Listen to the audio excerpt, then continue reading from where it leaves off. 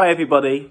Following on from what I shared a few days ago about the power of unity that we see in Genesis chapter 11, I'd like to elaborate on that a little bit further. Just to remind you of what I shared a few days ago, we looked at the men and women on the earth who were building a Tower of Babel. And God looked at their unity and said that if they are truly united and have one voice and one purpose, then nothing they do really will be impossible for them. And even though their unity was focused in the wrong way, self-importance rather than the worship of God, we can draw from that conclusion that if we as the people of God are united and have God's plans and purposes in our hearts and in our minds, then nothing we plan to do is truly impossible, and we can see his name glorified on the earth. But just elaborating on the power of unity, I want to draw our attention to a verse that we read in the book of Deuteronomy. It's kind of like a quote or a parable, really.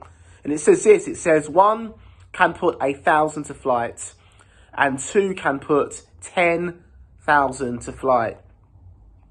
This phrase or this kind of picture that is presented is kind of backed up in the scientific world. And it's this word synergy that is kind of referred to here. You see, you may have heard me use this illustration before, but it's scientifically proven that one person or two people working on their own cannot achieve as much physically as two people working together. Let's take weightlifting, for example.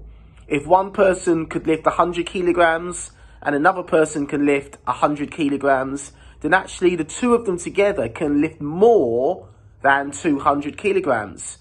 It's a scientifically proven fact, and it's this I call it this X factor, this synergy, this mystical element that God has integrated into society, where we are more than the sum of our individual parts.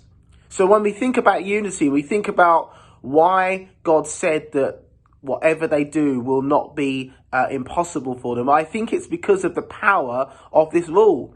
That actually, when I bring my gifts to the table, when you bring your gifts to the table, they are powerful and they are significant in and of themselves. But when we combine them together, it's almost like a multiplication effect that takes place. That together we can do way more than the sum of our individual parts.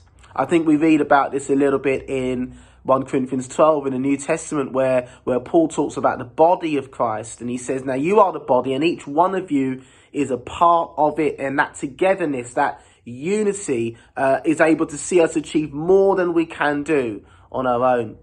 So when we think about the plans and purposes of God that he has over our lives, let's remind ourselves again that it's not just about what God's called me to do. It's not just about what God's called you to do.